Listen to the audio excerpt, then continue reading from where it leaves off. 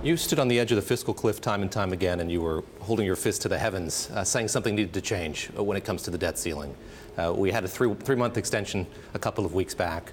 The Treasury Department, the administration is going to be facing this in a few months' time. Is this a fixable thing? Why is it so hard to convey to Congress, to the American people, the importance of raising the debt ceiling?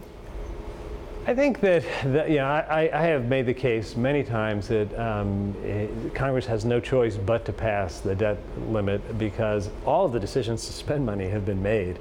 And by the time the debt limit comes up, all you're deciding is whether or not to pay the bills. And the United States has to stand by the full faith and credit of the United States.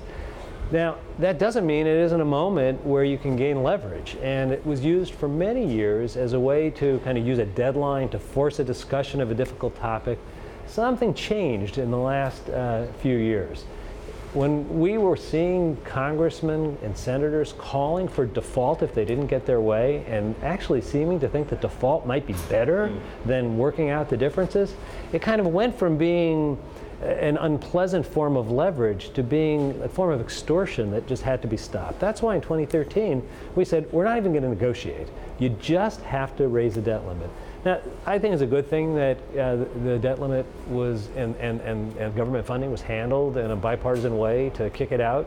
But let's not get overexcited about the content of that bipartisan agreement. All it did was kick the can down the road, and depending on which estimates you see, it'll either all come due in December or some in December and some in the spring.